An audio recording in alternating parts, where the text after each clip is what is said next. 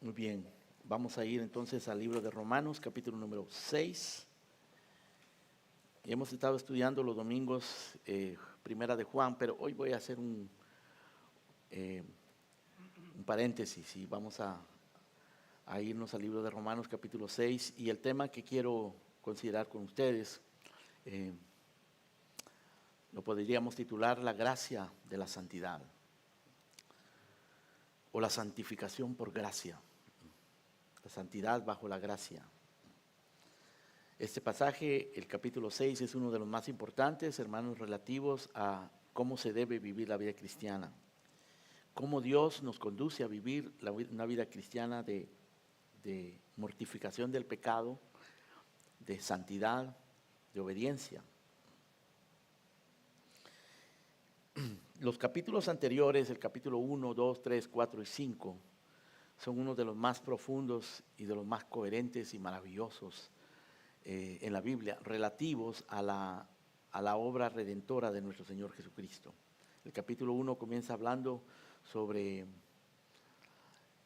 la desviación de los hombres, el mundo entero, de las naciones, porque habiendo conocido a Dios, dice Pablo, no lo glorificaron ni le dieron gracias, y entonces Dios los abandonó.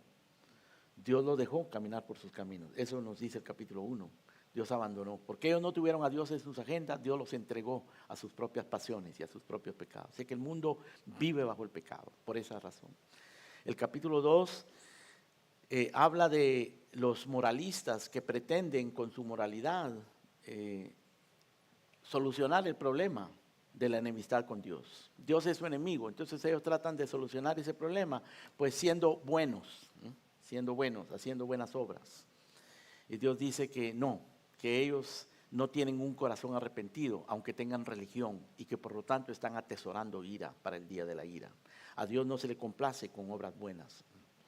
Y los judíos, que se supone que eran el pueblo de Dios, o que son el pueblo de Dios, que recibieron la revelación, que tenían a los profetas, que tenían los pactos y las promesas, que se supone que ellos debían de entender mejor también.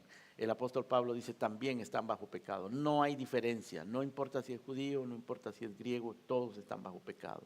No hay diferencia, todos pecaron, todos están destituidos de la gloria de Dios. De eso habla los primeros capítulos de Romanos, y luego también nos dice que puesto que los hombres con su moralidad y con la ley no pueden agradar a Dios, Dios envió a su Hijo Jesucristo, y por la justicia de Él, por su santidad, esa justicia que hay en Cristo es la única que nos puede salvar. La justicia que los hombres buscan alcanzar con sus esfuerzos, guardando la ley, eso no sirve para nada, eso es basura, no sirve. La única justicia que a Dios le agrada es la justicia de Cristo. La justicia nuestra es basura. Tu justicia es basura, no sirve. Lo que nosotros hacemos por nosotros mismos es inútil. Solo la justicia de Cristo es la única que la acepta. De manera que tenemos que ser justificados por fe, porque por las obras de la ley nadie jamás será justificado. Todo eso explica el apóstol Pablo. En el capítulo 5 explica que justificados por la fe tenemos paz para con Dios. Ya no somos enemigos, somos ahora amigos de Dios, los que son justificados. Por eso es que necesitas venir a Cristo. Por eso es que tienes que arrepentirte de tus pecados, creer en Cristo. No basta la religión, no basta el esfuerzo, no basta la apariencia religiosa y la asistencia a una reunión religiosa. Eso no te va a salvar. Eso te garantiza, de la misma manera que si estuvieras en un burdel, en una cantina, borracho, te irías al infierno. De la misma manera, en la iglesia, haciendo buenas obras, de la misma manera te puedes condenar sin Cristo Jesús. Okay. Entonces llegamos al capítulo número 6. El capítulo número 6 habla de otro aspecto de esa obra redentora. Esa obra que nos justifica por la fe en Cristo es la obra de la gracia. Y la gracia una vez que justifica a un pecador, sigue obrando en nosotros. Ahora, después de habernos justificado, la gracia sigue obrando para santificarnos. Es decir, el que es justificado por la fe, entra en este proceso inseparable. No se puede separarlo una cosa de la otra. Entra en el proceso de santificación. De hecho, es declarado santo. Es declarado santo y es introducido en un proceso gradual, creciente de santificación. Por eso, así como no puedes justificarte por la fe, no puedes justificarte por las obras, eso es inútil, eso es basura, eso es inservible. De la misma manera, si eres justificado, eso se va a evidenciar por la transformación de tu vida, por la santificación. Pero esa santificación tampoco es un esfuerzo nuestro, es una obra del Espíritu. Pero la obra del Espíritu implica que nosotros tenemos que esforzarnos. Bueno, de eso es de lo que Pablo habla acá. Por eso le dije que vamos a hablar de la gracia de la santidad. Antes de entrar de lleno, hermanos, en los minutos que nos quedan, déjenme explicar esto, la relación del capítulo 5 con el capítulo 6. Porque noten ustedes que en el capítulo 6 Pablo comienza con una pregunta. En el verso 1, Pablo dice, ¿qué pues diremos? ¿Perseveraremos en el pecado para que la gracia crezca? ¿Por qué Pablo está preguntando eso? ¿Perseveraremos en el pecado para que la gracia crezca? Lo que sucede es que en el capítulo 5 el apóstol Pablo habla del pecado de Adán y el pecado nuestro. Y nos dice que el pecado de Adán fue tan grande, fue un pecado que afectó al cosmos entero, afectó a la creación entera y a la raza humana entera. Ese pecado trajo muerte a todos los seres humanos. Y a raíz del pecado de Adán y de la contaminación que Adán nos transmite desde nuestro nacimiento, nuestros pecados son horribles, son abominables delante de Dios. Por eso estamos condenados, por eso todos los seres humanos están condenados. El pecado de Adán fue tan grande y nuestros pecados son tan horribles que necesitan una gracia sobreabundante. La gracia de Dios tiene que ser sobreabundante para cubrir esos pecados abominables. Eso es lo que Pablo explica en el capítulo 5. Así que mientras más grande y más poderoso es el pecado, más grande y poderosa tiene que ser la gracia. Pablo lo dice en el verso 20 del capítulo 5, léanlo conmigo, dice, la ley se introdujo para que el pecado abundase, mas cuando el pecado abundó, sobreabundó la gracia. Es decir, si hay mucho pecado, tiene que haber más gracia para poder solucionar el problema del pecado. Pero entonces la mente carnal que tuerce todas las cosas de algunos falsos maestros argumentaban que bueno, entonces mejor si pecamos, y mientras más pequemos más gracia va a haber. Y Pablo trata esto en el capítulo 6 cuando pregunta, ¿qué pues diremos? ¿Perseveraremos en el pecado para que la gracia abunde? O sea, si nuestros pecados son muchos y grandes, la gracia va a ser más abundante y grande. Así que si perseveramos en el pecado, la gracia va a abundar. Y Pablo dice, no, en ninguna manera, dice él en el verso 2, capítulo 6. Porque los que hemos muerto al pecado, ¿cómo viviremos aún en él? O sea, la gracia es enemiga del pecado. La gracia es fuente de santidad. Eso es lo que Pablo nos va a enseñar aquí. Ella no solamente nos libra del poder del pecado, sino que nos une a Cristo en su santidad Y nos enseña, la gracia nos enseña a considerarnos muertos al pecado juntamente con Cristo. Y la gracia nos empuja a presentarnos a Dios santos, en santidad, para su gloria y para su servicio. Hermanos, esto es el perfil de un verdadero cristiano. Un verdadero cristiano no es el que va a la iglesia. Un verdadero cristiano no es el que dice: yo acepté a Cristo, levanté la mano, pasé al frente, o creo en las doctrinas de la gracia. Eso no es un verdadero cristiano. Un verdadero cristiano es una persona que ha sido justificada, cuyos pecados han sido perdonados por gracia. Y que por gracia esa persona recibe la capacidad, el llamado de mortificar el pecado, de combatir el pecado, de alejarse del pecado y de obedecer a Dios.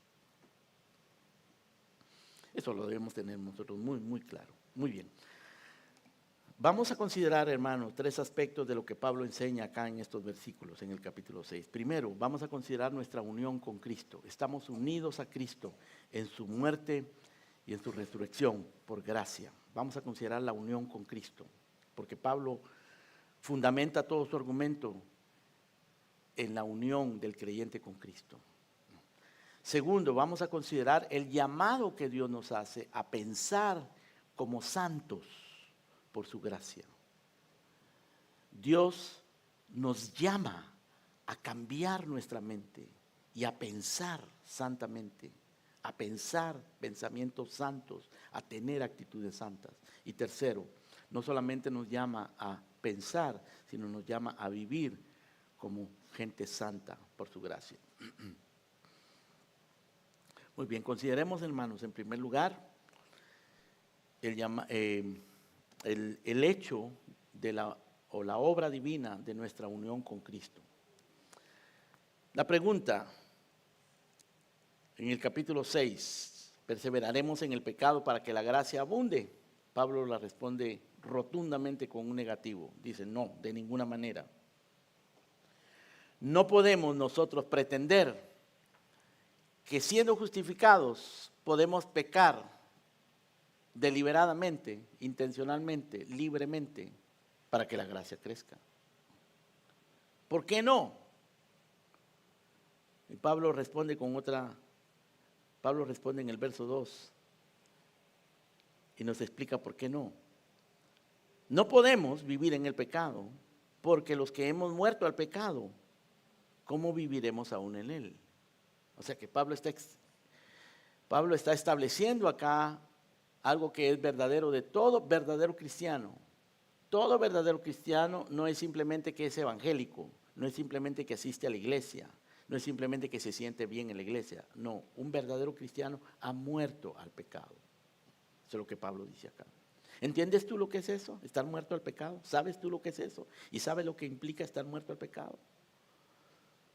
Si no lo sabes, es importantísimo, hermano. De otra manera, tu cristianismo va a ser un cristianismo cultural, un cristianismo mental, un cristianismo sentimental, pero no un cristianismo bíblico. Pero Pablo lo explica para que nosotros lo comprendamos. Y lo hace con una pregunta en el verso 3, comienza con una pregunta. ¿No sabéis que todos los que hemos sido bautizados en Cristo Jesús, hemos sido bautizados en su muerte? Con esta pregunta Pablo comienza a explicarnos cómo es que un verdadero cristiano está muerto. Pablo dice: ¿ustedes no saben que el verdadero cristiano es bautizado en Cristo Jesús? Y al ser bautizado en Cristo Jesús, es bautizado en su muerte. Ahora, él usa, hermanos, este simbolismo del bautismo. El bautismo significa inmersión, eso significa el bautismo. Y aquí Pablo no está hablando del bautismo en agua. El bautismo en agua tipifica eso, lo muestra gráficamente, pero Pablo aquí está hablando de algo espiritual. Está explicando cómo es que un cristiano está muerto. Alguien que ha sido perdonado, que ha sido justificado, también está muerto al pecado. Pero ¿cómo es eso? Bueno, Pablo dice: ustedes no saben que los que somos bautizados en Cristo Jesús, y la palabra bautizado quiere decir inmerso. La palabra bautizado quiere decir inmersión. Es decir, el bautizado es introducido en Cristo. Imagínense que Cristo es como lo cantábamos hace un momento, un precioso manantial de sangre, Emmanuel. Un manantial. Ahora, el que se convierte, Dios lo toma y lo hunde en ese manantial. Eso es inmersión. El bautismo es eso, ¿no? Cuando se bautiza a una persona, se le introduce al agua y es cubierta completamente por el agua. Y Pablo dice, eso es lo que pasa con el verdadero cristiano. Es bautizado en Cristo Jesús. Es inmerso en Cristo Jesús. ¿No sabéis, verso 3, que todos los que somos bautizados en Cristo Jesús hemos sido bautizados en su muerte? Ahora, ese bautismo, que es una manera simbólica que Pablo tiene para explicarnos que ha sucedido un milagro en nuestras vidas. Hemos sido introducidos en Cristo. Pablo dice que si hemos sido bautizados en Cristo Jesús, hemos sido bautizados en su muerte. En Cristo Jesús. Ahora, noten esa frasecita, hermanos, en Cristo Jesús. Tienen sus Biblias, por favor, ábranlas, hermanos, los que la tengan allí. Y síganme en este momento. Noten en el verso 3 que dice, ¿no sabéis que todos los que hemos sido bautizados en Cristo Jesús? En Cristo Jesús. En el verso 4 dice, porque somos sepultados juntamente con Él para muerte. Verso número 5, porque si fuimos plantados juntamente con Él en la semejanza de su muerte. Verso 6, sabiendo esto, que nuestro viejo hombre fue crucificado juntamente con Él para que el cuerpo del pecado sea destruido. Verso 8, y si morimos con Cristo, creemos que también viviremos con Él. Aquí repite, hermanos, por lo menos 1, 2, 3, 4, 5, 6, 7, por lo menos 7 veces en estos versículos, esa frasecita, ¿no? Con Cristo, en Cristo, con Cristo, en Cristo, con Cristo. Y de lo que Pablo está hablando acá, hermanos, es de la unión del creyente con Cristo.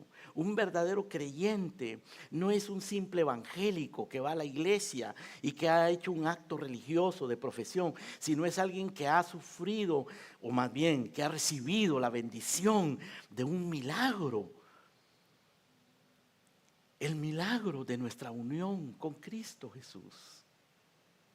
Somos unidos a Cristo, estamos en Cristo.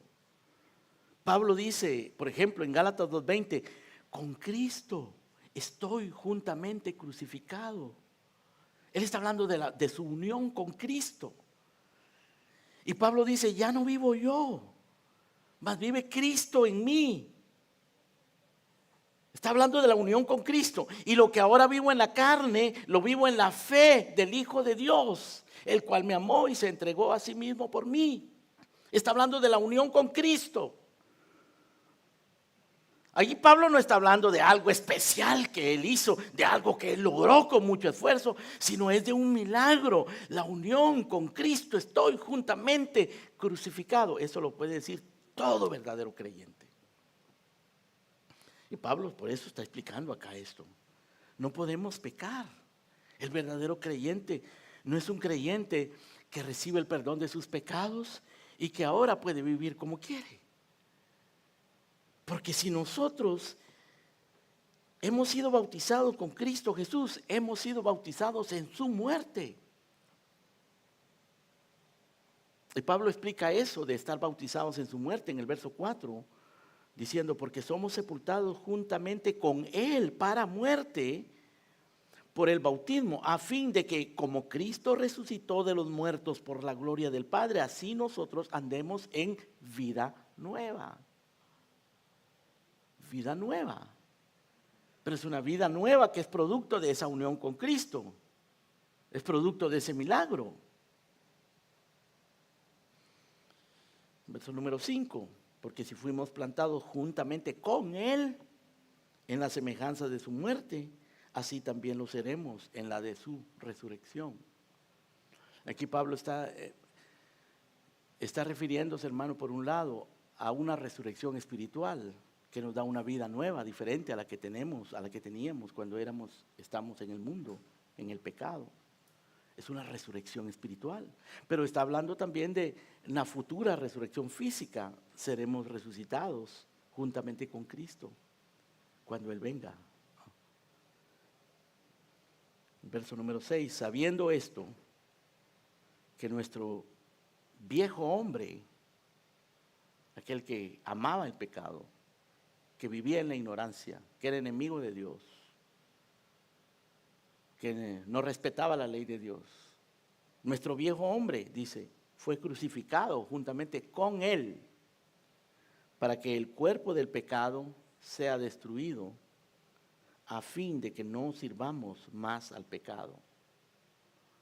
El cuerpo del pecado se refiere a este cuerpo físico, hermanos, que tiene la tendencia a pecar. Nosotros pecamos con el cuerpo, pecamos con los oídos cuando oímos lo que no debemos, pecamos con los ojos cuando miramos lo que no debemos, pecamos con la mente cuando pensamos cosas pecaminosas, pecamos con las manos, pecamos con los pies, de manera que este cuerpo, aunque es templo del Espíritu Santo, es un cuerpo de pecado, es un cuerpo de humillación, es un cuerpo de bajeza. Por eso este cuerpo se degrada, se envejece, se enferma y últimamente se va a morir.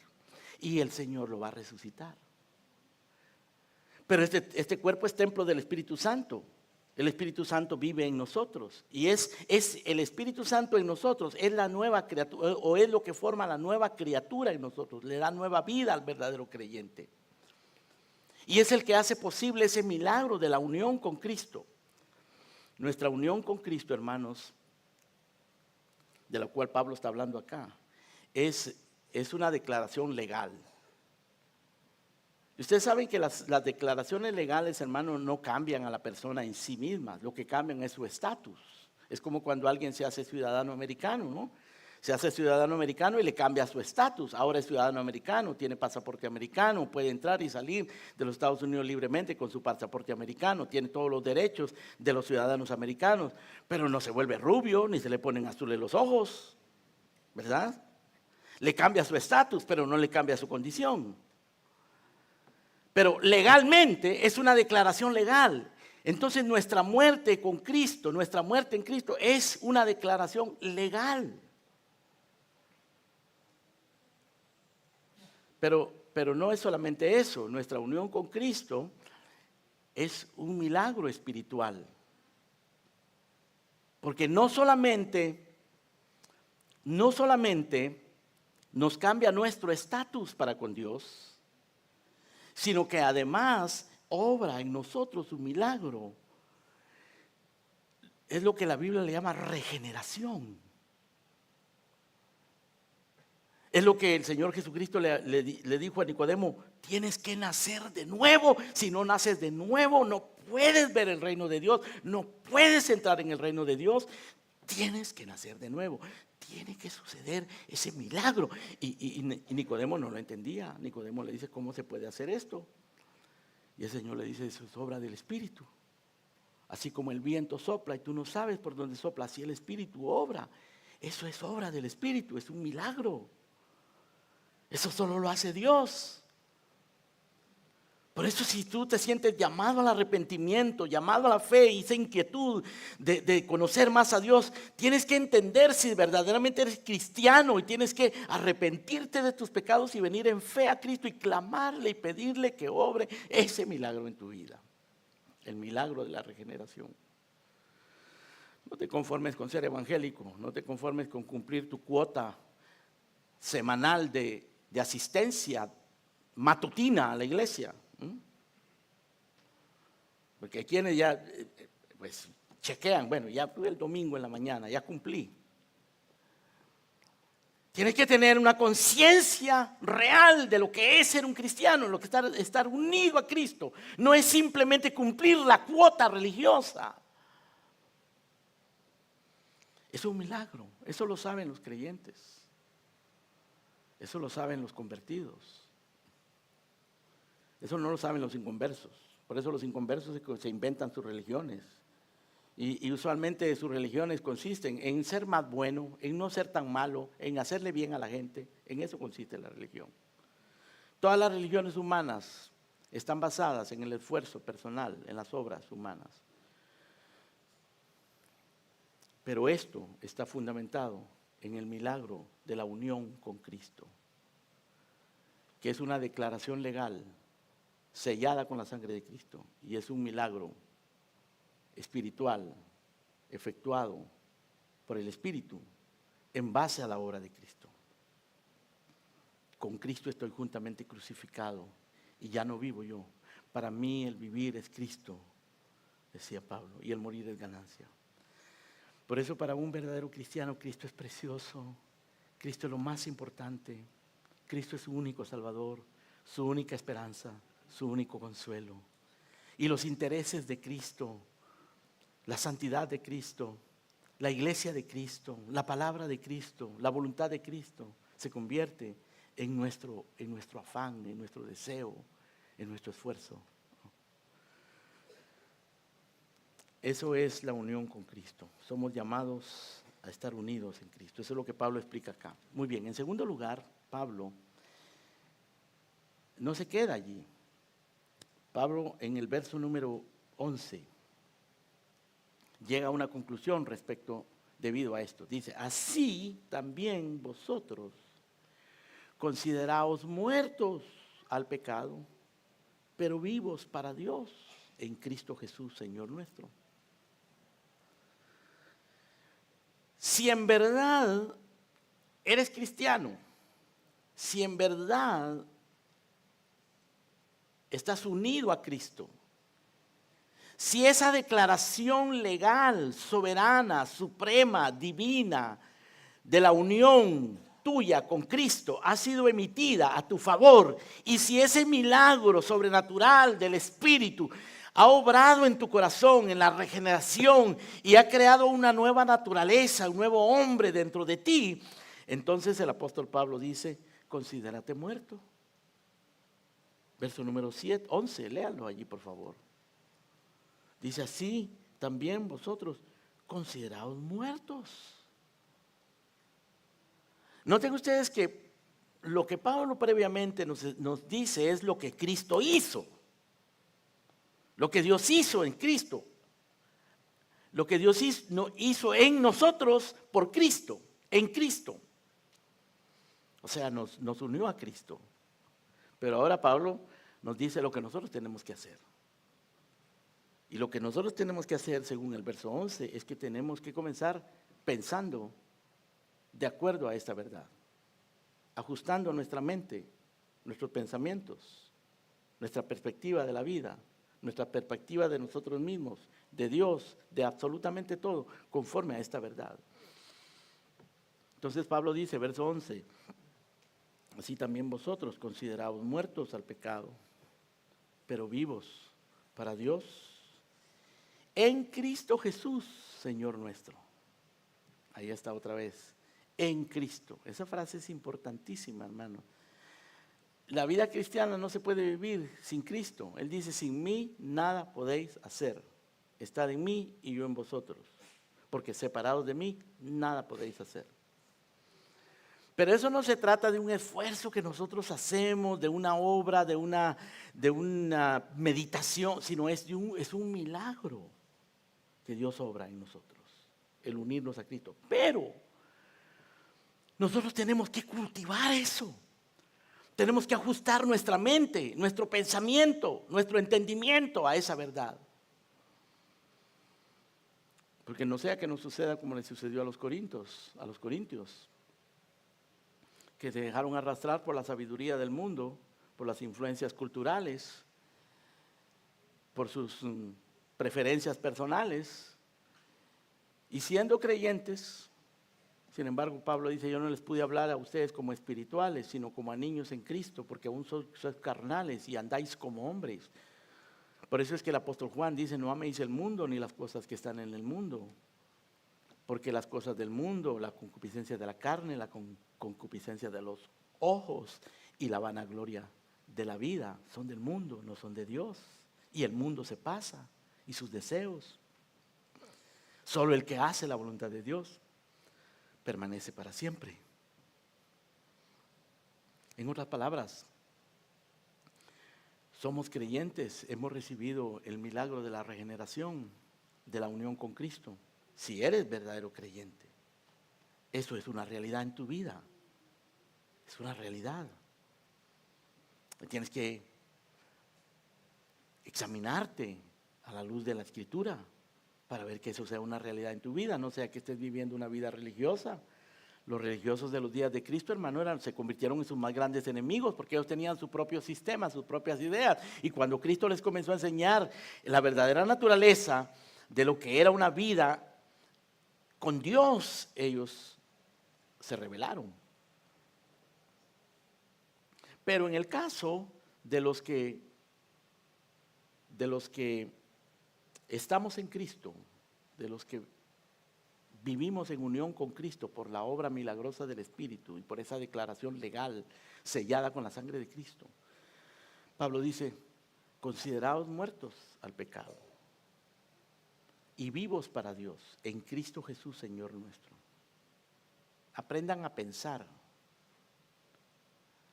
Más adelante Pablo dice en el capítulo 12, si ustedes vienen conmigo, Pablo dice: así que, hermanos, os ruego por las misericordias de Dios, por todo eso que Dios ha hecho, por su obra redentora a nuestro favor, por todas sus misericordias, por su gracia soberana, por la justificación que Él nos da en Cristo. Os ruego, dice, por las misericordias de Dios, que presentéis vuestros cuerpos en sacrificio vivo, santo, agradable a Dios, que es vuestro culto racional.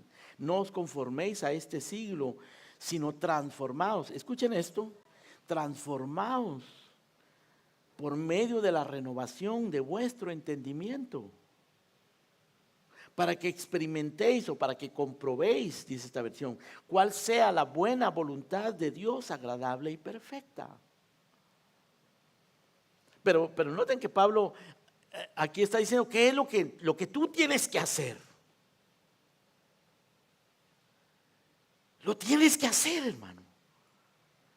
Somos nosotros. Ahora, todo esto no lo hacemos por nuestra propia iniciativa. Este esfuerzo que tenemos que hacer no es la garantía de que esto va a funcionar. La garantía está en el hecho de que estamos en Cristo. De que el Señor Jesucristo, por su sangre, selló esa declaración legal y el Espíritu ha creado en nosotros una nueva naturaleza. Pero esa nueva naturaleza tenemos que cultivarla. Y la manera de hacerlo es a través de nuestro entendimiento. Por eso Pablo dice aquí en Romanos capítulo 12: no os conforméis a este mundo, sino transformaos. ¿Te puedes tú transformar? Sí, claro que sí te puedes transformar.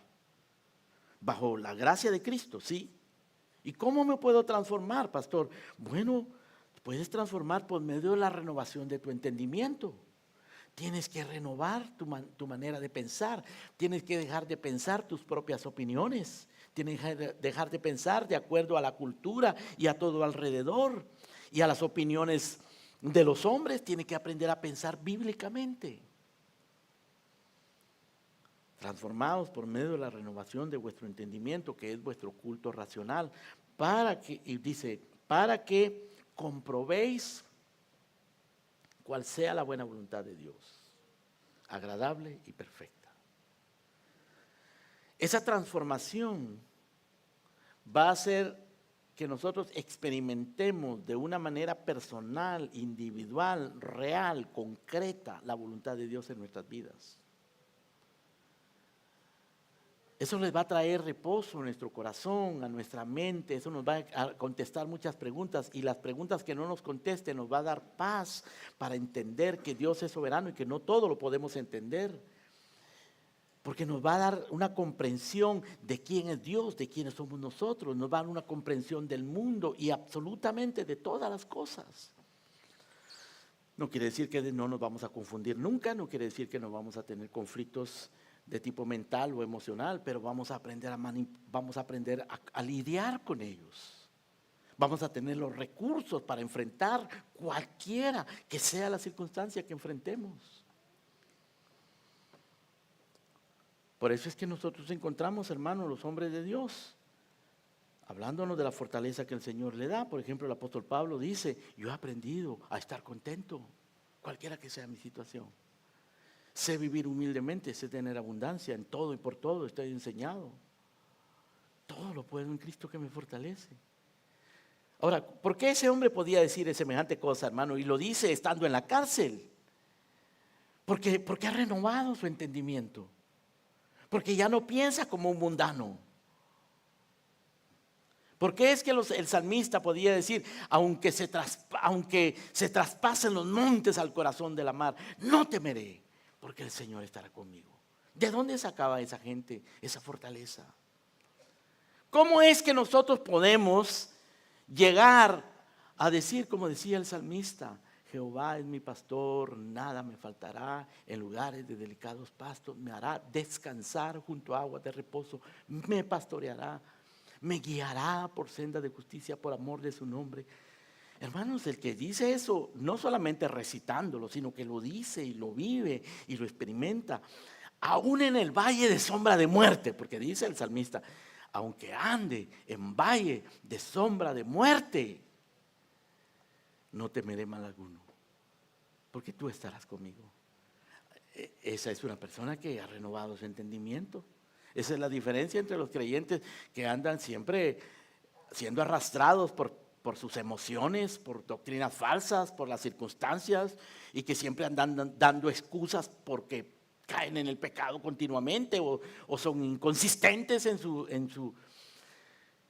su vida cristiana y en su vida en la iglesia.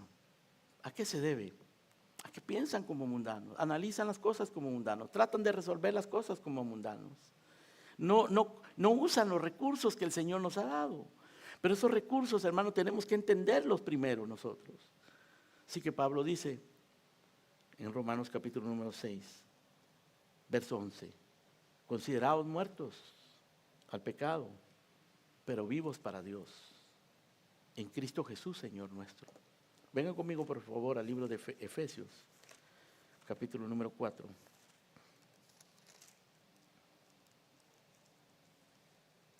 Efesios capítulo 4, verso 22. Escuchen el consejo apostólico. Dice, en cuanto a la pasada manera de vivir, porque todos tenemos una vida pasada, vieja, ¿no es cierto? Y venimos arrastrando muchas cosas de nuestra vida vieja, hermano. Muchas de esas cosas nos las enseñaron nuestros padres y nos las enseñaron mal. ¿Ok? Eso así es. Muchas cosas las aprendimos de niños y las aprendimos mal. Pecados que venimos arrastrando del mundo todavía nos afectan. Traumas que traemos del mundo todavía nos afectan. Y entonces Pablo dice, en cuanto a la pasada manera de vivir, estoy leyendo el capítulo 4, verso 22. En cuanto a la pasada manera de vivir, despojaos del viejo hombre, de esa manera mundana de pensar, de esa manera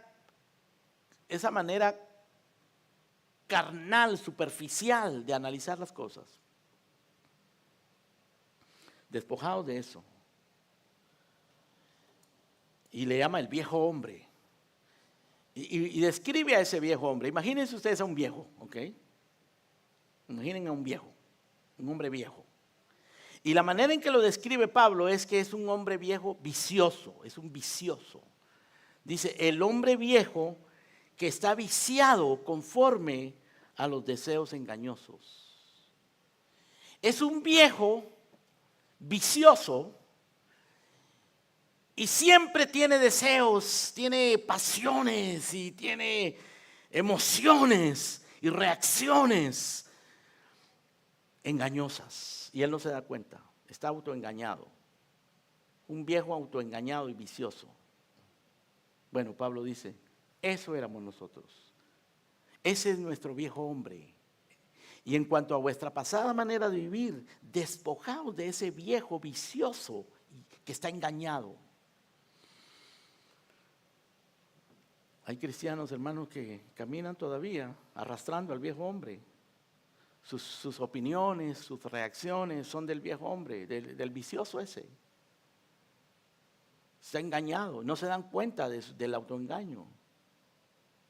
Y de ahí vienen pecados, vienen divisiones, vienen mundanalidad, vienen falsas ideas, falsas herejías. Bueno, todas las herejías son falsas, ¿no? Es una redundancia decir falsas herejías. Pero de ahí viene, de todo eso, es lo que Pablo le llama las obras de la carne. Las obras de la carne. Y luego Pablo continúa diciendo, estoy leyendo el capítulo 4, verso 23, dice, y renovaos en el espíritu de vuestra mente. Renovaos en el espíritu de vuestra mente. Vean el verso 17 de este capítulo 4, dice, esto pues digo y requiero en el Señor, que ya no andéis como los otros gentiles que andan en la vanidad de su mente. Noten ustedes que esto tiene que ver con la mente, con la forma en que pensamos. ¿Cómo piensas tú, hermano? ¿Cómo resuelves tus problemas en la vida? ¿Cómo tomas decisiones? Las decisiones que tomas, ¿cómo las tomas? ¿En base a qué? ¿Qué es lo que te guía cuando tomas decisiones? Cuando tienes deseos e impulsos y tentaciones, ¿cómo lidias con ellos? Bueno, Pablo dice, esto digo y requiero en el Señor, verso 17, capítulo 4 de Efesios, que ya no andéis como los otros gentiles que andan en la vanidad de su mente, teniendo el entendimiento entenebrecido, ajenos de la vida de Dios, por la ignorancia que en ellos hay, por la dureza de su corazón, los cuales, después que perdieron toda sensibilidad espiritual, son muy sensuales, sí sienten muchas cosas, pero todas las cosas que sienten son carnales. Pero estos han perdido la sensibilidad espiritual. Después de que perdieron toda sensibilidad, se entregaron a la lascivia. La palabra lascivia, que usualmente no la usamos, quiere decir deseos impuros.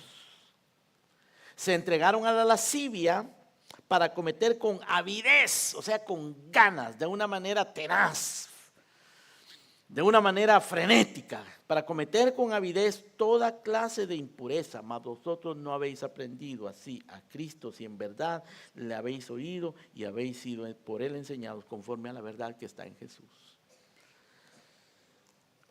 Muy bien, regresemos a Romanos, hermanos. Así que Pablo estableció que nosotros, los verdaderos creyentes, están unidos a Cristo. ¿Estás tú unido a Cristo? ¿Estás en Cristo? Yo no estoy preguntando si levantaste la mano y aceptaste a Cristo y profesas creer en Cristo. No, ¿estás unido a Cristo? ¿Ha sucedido en ti ese milagro de la regeneración? ¿Se ha emitido ese decreto soberano, legal, de tu unión con Cristo? Ahora, si eso es así, entonces eres llamado a transformar tu mente y lo vas a poder hacer. No es que va a ser fácil, pero hay la gracia. Eso es la gracia que lo produce. Es en Cristo. Es obra de la gracia. Y tenemos los recursos, tenemos la escritura, tenemos la iglesia, tenemos la oración, tenemos a nuestros hermanos. El Espíritu Santo obra a través de esos medios. Por eso la importancia, hermanos, de usar los medios, de no ser negligentes en los medios, de no simplemente pensar que soy cristiano ya con eso y después vivo mi vida como quiera. No, es algo que requiere que nosotros entremos en una disciplina mental guiada por la Escritura. Por eso el exponernos a la predicación fiel y sana de la palabra de Dios es muy importante también. Y hace falta predicadores fieles, hermano, e iglesias fieles, que Dios tenga misericordia. Muy bien, en tercer lugar, Pablo habla no solamente de nuestra unión con Cristo y de nuestro llamado a pensar como santos por la gracia, pero también nos llama a vivir como santos por gracia. En el verso número 12, después de hablar de Pablo decirnos que nos consideremos muertos, Pablo agrega algo más. Dice, no reine pues el pecado en vuestro cuerpo mortal, de modo que lo obedezcáis en sus concupiscencias, Ni tampoco presentéis vuestros miembros al pecado como instrumentos de iniquidad. Cuidado. Ustedes nacieron de nuevo, ustedes están unidos a Cristo. Están ustedes renovando su mente. Bueno, hay otro factor que entra en juego. Es de que nosotros aprendamos a mortificar el pecado. De que aprendamos a identificar el pecado, a renunciar al pecado, a combatir el pecado y a arrepentirnos del pecado cuando pecamos. Juan dice, estas cosas os escribo para que no pequéis, porque los cristianos verdaderos no pecan. O sea, no pecan como una forma de vida, no pecan habitualmente, no pecan porque eso es lo que ellos están buscando. Los verdaderos cristianos no pecan, pero sí pecan. Ocasionalmente los cristianos pecamos con la boca, pecamos con los ojos, pecamos con el pensamiento. Hay cristianos que pueden caer en pecados escandalosos también, pecados destructivos. Un cristiano puede caer en un pecado de adulterio también. No debería, pero sucede. A David le sucedió. A Pedro le sucedió que pecó contra Cristo, lo negó. En un momento de tentación, de debilidad, de descuido, Satanás te tienta y tu pecado. No Satanás no puede llevarnos al pecado, pero Satanás tienta. Y tu pecado te lleva a cometer, el pecado interno que está ahí invisible, te lleva a cometer un pecado concreto. Santiago explica eso, si vienen ustedes conmigo, Santiago capítulo número 1.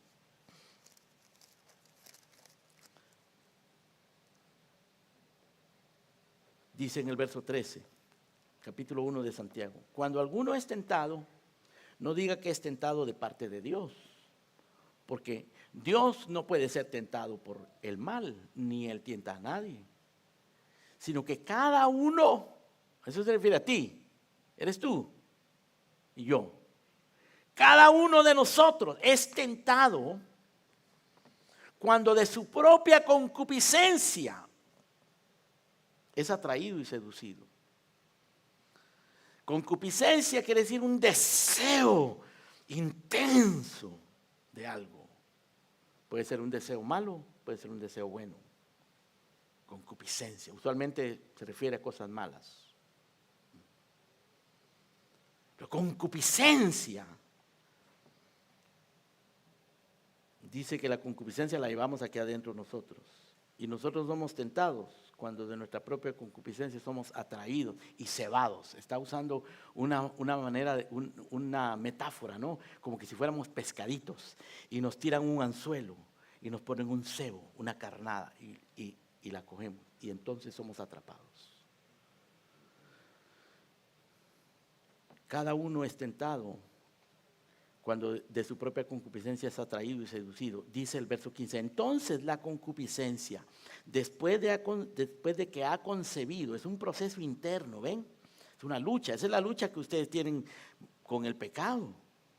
Todos tenemos esa lucha con el pecado. Cuando esa concupiscencia ha concebido, da a luz al pecado y el pecado siendo consumado, da a luz la muerte. Amados hermanos míos, dice Santiago, no erréis, cuidado.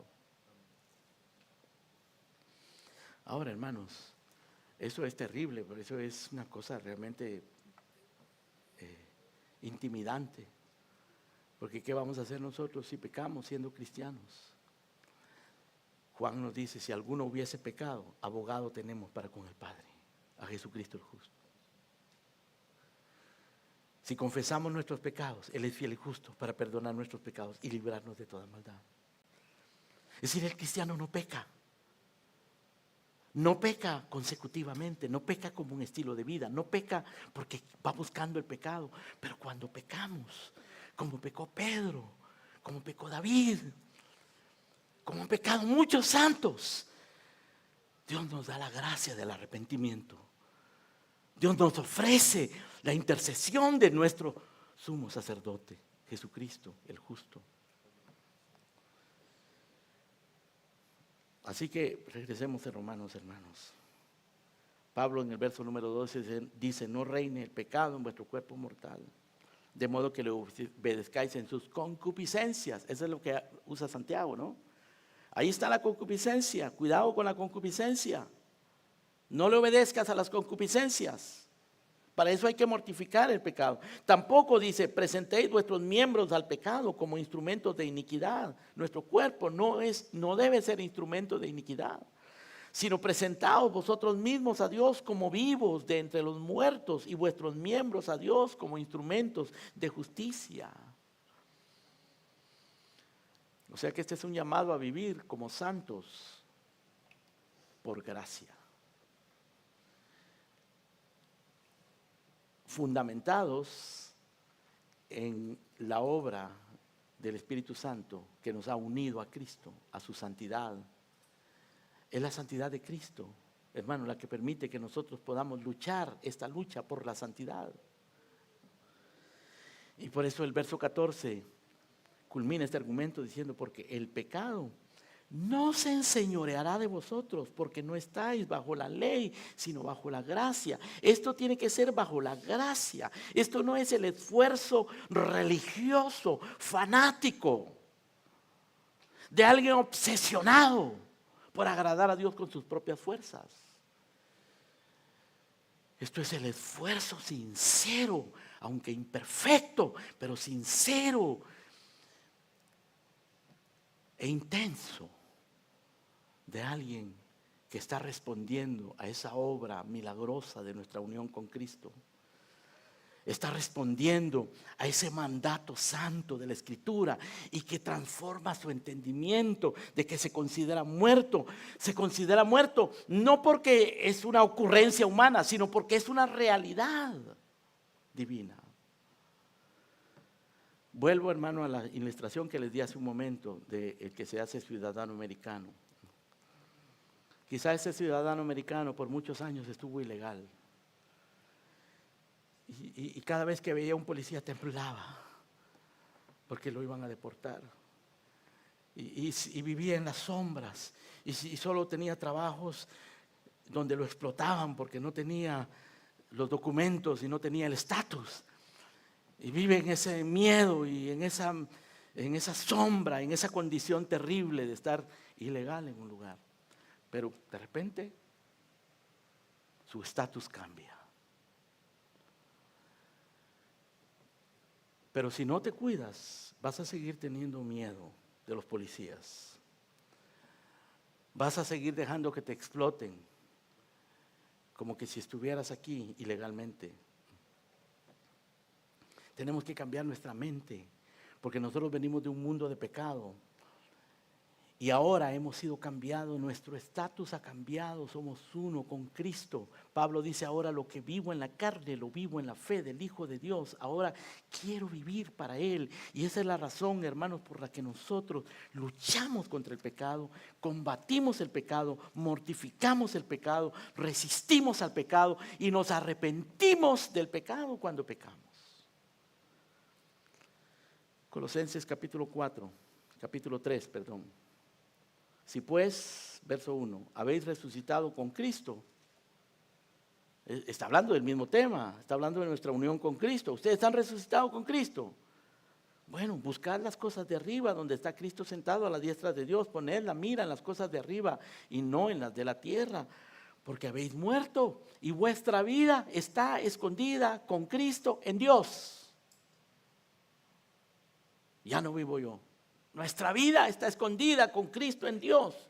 Cuando Cristo vuestra vida se manifieste, entonces seréis manifestados con Él en gloria. Pero mientras tanto estamos en un cuerpo de bajeza. Así que, dice el verso 5, haced morir lo terrenal en vosotros. ¿Qué es lo terrenal? Lo mundano, lo que traíamos del mundo. Las concupiscencias que todavía obran en nuestro corazón. Hacedlo morir. Y aquí hace Pablo una lista representativa, porque él no es exhaustivo. Aquí él no menciona todos los pecados en los que podemos caer, pero nos menciona algunos de los pecados en los que podemos caer: fornicación, impureza, pasiones desordenadas, malos deseos, avaricia, que es idolatría, cosas por las cuales la ira de Dios viene sobre los hijos de desobediencia. en las cuales vosotros también anduviste en otro tiempo, cuando vivíais en ellas, pero ahora dejando también vosotros todas estas cosas, y vuelve a poner otra lista: ira, ira, enojo, malicia, blasfemias, palabras deshonestas de vuestras bocas. ¿Qué tipo de palabras salen de tu boca cuando estás enojado, hermano? ¿Cómo tratas a tu esposo cuando estás enojada y él hace algo que te disgusta, o viceversa? O a tus hijos, o a tus compañeros de trabajo. Dejad estas cosas: ira, enojo, malicia, blasfemia, palabras deshonestas de vuestras bocas. No mintáis los unos a los otros, habiéndoos despojado del viejo hombre con sus hechos. ¿Se recuerdan? El viejo hombre vicioso. ¿Se han despojado de eso? Dice Pablo: hacedlo morir, mortificadlo. Y revestido del nuevo, verso 10, el cual conforme a la imagen del que lo creó, se va renovando hasta el conocimiento pleno. Se va renovando hasta el conocimiento pleno. Y en el verso 12 dice: vestíos pues como escogidos de Dios, santos y amados. Fíjese que Pablo aquí no está diciendo que nos vistamos como escogidos de Dios. Él está diciendo que somos escogidos de Dios. Él no está diciendo que nos vistamos como santos y amados, sino que está diciendo que somos santos y somos amados. Él está diciendo: vestíos como escogidos de Dios, santos y amados, que ya lo somos. Vestíos de benignidad, de humildad, de mansedumbre, de paciencia, soportándoos los unos a los otros, perdonándoos unos a otros. Si alguno tuviera queja contra otro, de la manera que Cristo os perdonó, así también hacedlo vosotros. Y sobre todas estas cosas, vestíos de amor, que es el vínculo perfecto. Hermanos, eso es una vida santa. Somos llamados a ser santos. La vida santa consiste en que estamos unidos a Cristo. La vida santa consiste en que renovamos nuestra manera de pensar y nos consideramos muertos porque lo somos. La vida santa consiste en que nosotros resistimos al pecado, vivimos como santos, mortificamos el pecado, luchamos contra el pecado, nos arrepentimos del pecado. Déjenme terminar, hermanos, leyéndoles algo que dijo nuestro hermano Juan Calvino hace muchos años. Dice: habiéndose hecho con nosotros hijo del hombre, Jesucristo, habiéndose hecho con nosotros hijo del hombre, Él nos ha hecho en Él hijos de Dios. Al descender de la tierra, Él preparó nuestro ascenso hacia el cielo. Habiendo Él vestidose de mortalidad, nos ha dado su inmortalidad. Habiendo asumido nuestra debilidad, nos ha hecho fuertes con su fuerza. Habiéndose sometido a nuestra pobreza, nos ha transferido sus riquezas.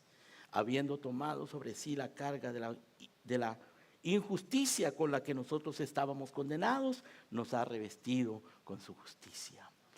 Eso es estar en Cristo, hermanos queridos. Y esa vida nueva en Cristo es la que tenemos que cultivar en nuestra mente, en nuestra forma de pensar, y es la que debe conducir nuestra manera de vivir para su gloria, para que fructifiquemos, para que al final, como dice el apóstol Pablo, al final del capítulo número 6, verso 22, habéis sido libertados del pecado y hechos siervos de Dios, y tenéis como fruto la santificación y como fin la vida eterna. Amén. Oremos, hermanos. Padre nuestro, te damos gracias por la gracia de la santidad. Te damos gracias por esta santidad que le pertenece a Cristo, pero que es imputada a nosotros, que es la obra de tu Santo Espíritu, Señor, y que es posible porque tu Espíritu ha escrito tu ley en nuestros corazones, la ha grabado en nuestras mentes, y nos da la fuerza, el impulso, y nos enseña a través de tu palabra, Señor, cómo vivir esa vida, qué es lo que tú esperas. Padre, perdona nuestra negligencia, nuestros pecados, perdona nuestra mundanalidad, perdona, Señor, nuestra ignorancia, y ayúdanos a vivir dignamente conforme a la vocación que hemos sido llamados. Gracias te damos, Padre, en el nombre precioso de nuestro Señor Jesucristo y para tu gloria. Gracias, Padre Santo. Amén. Amén. Gloria a Dios. Pongámonos en pie, hermanos, por favor.